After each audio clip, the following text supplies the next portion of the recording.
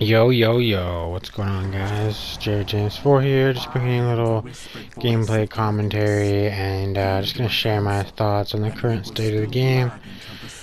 Um, First off, I don't think the balancing is as bad as everyone says. It's definitely off. I mean, it's always been off. But I think asking for drastic changes just ends up uh, throwing the balance off worse than it was before. Like, for example, the book right now, they made too many changes to it all at once. Rather than just like making one change and then seeing how that plays out, they made like at least two changes. They buffed the health. I can't remember. It was either 5% or 10%, so there's more book health. But then on top of that, they got rid of the book rush. Now, the book health, I don't think they should have added. The book rush, they 100% should have gotten rid of the book rush. It was unfair and just shouldn't have been that way. The book shouldn't have taken damage before the timer started. You shouldn't have been able to sit inside the dark ones. Like, everything with that was wrong. But because that was, like, obviously so wrong, they went and they got rid of that and then added the book health on top of it. But just those two things in combination kind of threw it off way too much, in my opinion. And then if they were to do the reverse and like nerf survivors, like let's say they nerfed Annie's balance bar, and then they nerfed the balance bar on all weapons. So like sledgehammers and everything is going to be doing less balance bar. Let's say they did that. That might not be that bad, right? But if demons are complaining so much, they were to do something like nerf the balance bar on the weapons in Annie, and then also buff the balance bar for demons, now you could see the reverse problem because now the balance bar for demons is going to be way too high, and survivors aren't going to do enough, and that's kind of what they did with the book. So hopefully if they do make any changes like that, it's just, something minor. Just nerf or buff one side of it and then see how that works out rather than making like a bunch of changes and then the balance being thrown off even worse. The other thing is like right now I'm gonna admit it, Alucard was right about flipping cars and shit. He wasn't right like at the time really, kind of I guess, in certain situations. And he's still wrong about like the manner about which he went flipping cars, where he would just, he would spend like, usually it was like a minimum of 5 minutes just flipping cars, right? There were times I think he wasted like 10 minutes just flipping cars. But the thing that he would do is he wouldn't get his levels, right? He'd just go around flipping the cars, not getting his levels. And then at the book, he'd be like, oh, I sure wish I had my levels. And it's like, well, no wonder you wasted the whole game flipping cars. So just, if you are gonna flip cars like you see me do here, like I got at least threat level 4, so I can start doing shit. Gotta get rid of all these fucking cars. Honestly, when I first came back to the game, I played like 60 games without possessing cars. Maybe like accidentally every now and then I might possess a car by accident. But I went like 60 games without really flipping cars, and I still won the majority. You definitely take a lot more losses now with MMR, but that's to be expected. Like, I think people are freaking out a little too much. Like, before, honestly, it wasn't necessary to flip the cars because you were getting noob matchups, so it didn't even matter. It's like, you could just go kill them anyways. Why waste the time flipping the cars? Everyone was either just bad, or like I said, it was noob matchups because there was no MMR.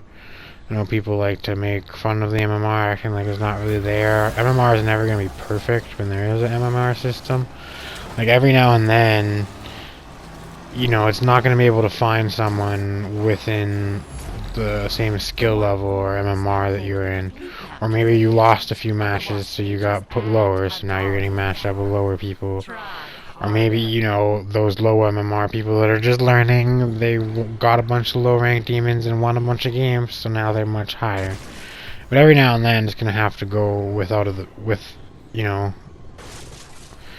over the bounds, basically. Because it's not always going to be able to find someone that matches up perfectly, but I think it works pretty well. And you definitely see a lot better matchups as Demon. And then, like, obviously some of the changes that were made to go along with those matchups are pretty annoying. Because, like I said, before you were getting new matchups and the book was broken, so it was like you were gonna win 95% of your games without even trying. Like, honestly, without breaking a sweat. Really. Now, there is MMR, so you get the good matchups, but they also got rid of the book rush and buffed the book health. I'm not even aware of all the changes, really, because I took like a 2-month break. But when I came back to MMR, I like the MMR. It's good. You get way better matchups. Definitely some changes needed on the demon end. See me flipping cars, man. I'm addicted now. But yeah, you see in this match, now we're gonna get to looping. Woohoo. Honestly, like, I don't know, there's nothing you can do. They definitely need to get rid of... Like, I know you saw Lucky Valley Lodge earlier. Part of the reason, like, normally, most buildings, I'm not always gonna prioritize flipping the cars. But if I'm at Lucky Valley Lodge, I'm 100% flipping the cars back over there, because if they're smart, and this 11 guy here, the Cheryl, he probably would have done the same thing. Like, he was doing the window vaulting, looping shit there. I don't even really care about it. That is what it is. But the railings, man. Either, like, make the railings breakable or let us vault over them. They already, like, set the precedent with letting us window vault, but then they fucked up and, like, forgot about railings and just never bothered to fix it. But yeah, if they're at Lucky Valley Lodge and you figure they're good survivors, they know what they're doing, and then, you know, they know to just stand by the railing and vault over it infinitely. For anyone who says it's not an infinite vault, like it is, it's, you know, you can literally vault over the railing infinitely and just stand there. I mean, if all 4 survivors are there, you know, eventually they have to come out. So you could just kind of like sit there and wait forever.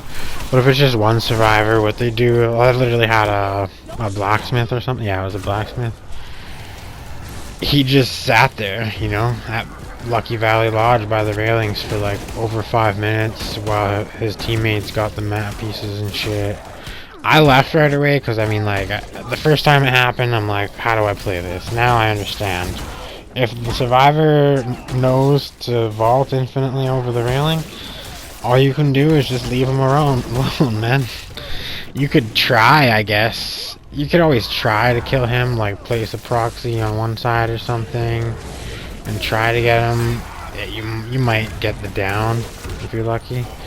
More than likely, he's just gonna end up wasting your time. So it's best just to flip any cars that are nearby, so he can't just run off and drive away. Then at least you leave him like stranded there, and then after you've got all those cars that are nearby, you can just go trap the nearby areas, get your levels, kind of keep an eye, see if he moves ever. Probably what's gonna happen is, you know, he's just gonna wait until his teammates get the map pieces, and then either come to pick him up, or they just get the map pieces and start the objective so that you have to go there, and then he'll leave. But shit like that needs to go. Honestly, probably just make the railings breakable, because if you make it so that the demon can just vault over it, you know, it's not quite the same issue. You have more of a chance to kill them, but what ends up happening is the same thing that happened in that house there with Cheryl just looping through the window vaults. Which, I mean, I don't have much of a problem with. Like, you know, what's Cheryl gonna do to a possessed unit?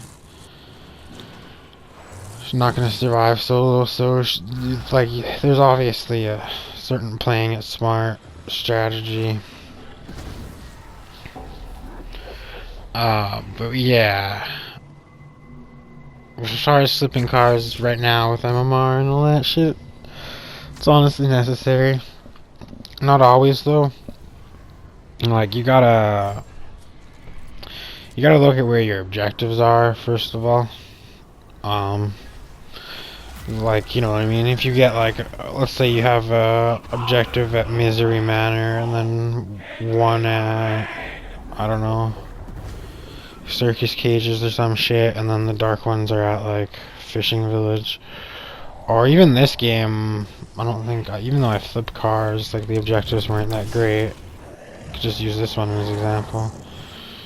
So I flipped the cars. They do have to walk, but they don't have to walk all that far, right? So you don't want to, like, waste too much time flipping cars. You always gotta get your levels, flip the cars that you need to flip. Definitely don't waste the first 5 minutes of a match just flipping cars and then be like, oh, my level's for the book. Like, even here in this game, I end up kind of low leveled because I wasted a little bit of time flipping cars. Right here, I'm just trying to move Eldegoss away just so they don't get my cola. But, and then I finally get a car and I just flip it. But yeah, in this game, I have one objective at Misery. So they did have to walk over there, and then the next one's down here, which isn't really that far of a walk. And then the dark ones are at the Bluff Road Bridge River, underneath Bluff Road Bridge. So that, again, not a far walk. So even though I flip all the cars and shit, doesn't make that much difference. It makes a little difference, I guess. Honestly, I don't think it was too necessary in this game. But at the same time, after playing like 60 games, like, I wouldn't even be possessing cars. Like, so, like, out of those 60 games, probably like 50 of them had 0 cars possessed. And every now and then I'll still have a game with 0 cars possessed, because it's not always worth it.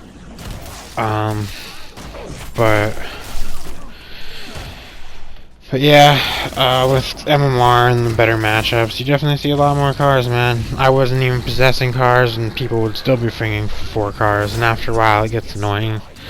Not gonna lie. But whatever. You just have to know how to play it as far as the car flipping goes. And then, like, on the big map, I used to not really know how to play it, because I'd get my levels and shit. You know what I mean? Sometimes you can't find the survivors on big map. If you find the survivors early on big map, it's always a big payoff, because then you can harass them for the rest of the game. Of course, if they just grab 4 cars, it makes things a little difficult. So now, if I can't find the survivors on big map, I'll just start flipping cars after I've got my levels, because it's like, I don't want to leave my point. Or, you know, I don't want to go too far away from either of my objectives to, like, possibly find the survivors. But then, you know, it's possible I pick the wrong area to search, and then they end up starting one of your objectives while you're like 500 yards away. That's no good. So just start flipping cars once you have your levels and trap shit up if you can't find them. But as far as changes, like, I guess nerf Annie a little. Either nerf balance bar for survivors a little bit, or buff demons balance bar a little bit. I'm not too worried about the balance bar. Like, probably just nerf Annie, maybe. Just nerf her ability a little bit. I don't know. I think one of the main things is, like, demons should get a little extra points for prestiging. Like, when you think about it, the demon gets 45 skill points originally, and each survivor gets 25. So, like, that's 100 to 45. So there was already a difference of 55 skill points. And now with the prestige system, because the demon gets just as much as each survivor, right? He gets 5 points, so does each survivor. So the survivors ended up with 20 points, while the demon got 5. So now the difference before was 55, but it's gone up to 70 skill points. So like they threw the ratio off even more, you know what I mean? Before it was a little over 2 to 1, now it's like It's even more over 2 to 1. So maybe like 3 extra skill points, or even like 5 extra skill points. Give the demon 10. Throw the balance off the other way for once a little bit, so that it's more like 55 to 120. What would that even do? What would the difference then be? You gave us another 5. It's 15 now. So, forgetting my own math. So it was 55 before, and then it went up to 70. So if you gave us another 5, you'd go back down to 65. Yeah, so I mean, the survivors still end up with extra, right? That's compared to before, if you look at the ratio of skill points. But here, I'm just lucky in this game. I don't know if this was a strategy by them, or if they just accidentally went with double support. It might have been a strategy. They might have like just wanted Pablo for the shields and then Cheryl for heals. I don't know. Maybe it was an accident. I got lucky. Basically, yeah, I was just lucky they didn't have like Annie or another warrior. Still ends up being super close, which kind of shows you the balance of the game as well.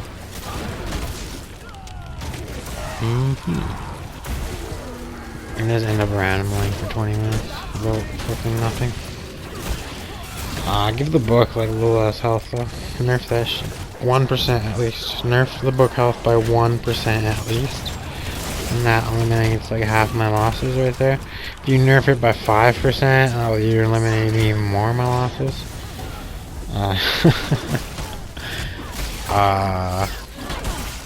A little extra skill points, that'd be cool. I think that's just the main 2 things I'd like to see, like a 1%. Oh, anywhere from a 1% to a 5% book health nerf.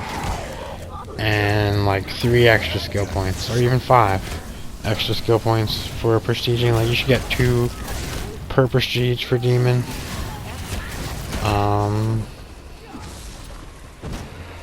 Cars, less cars on the big map probably, just like 1 or 2 less. Maybe even give the cars less health. There's times I swear I've had like a puppeteer basic. I've hit that car like 10 plus times and the car is not even broken, and I'm like, how's that possible? Sometimes I think there's a weird thing with the damage on the car where if like, I don't know, there's times where I seem to be hitting it, but because I'm not hitting the survivor that's in the car, it's not taking damage. I don't know if I'm just crazy or what. I actually almost lose this game right here. But the AI hits the book or some shit, or explodes on the... I don't know if the AI hit the book or exploded on the book to finally kill it. But yeah, just make some minor changes. Cars are, cars. You gotta flip cars now. It's just the way it is. Alucard was right all along. Sort of, not really, kinda.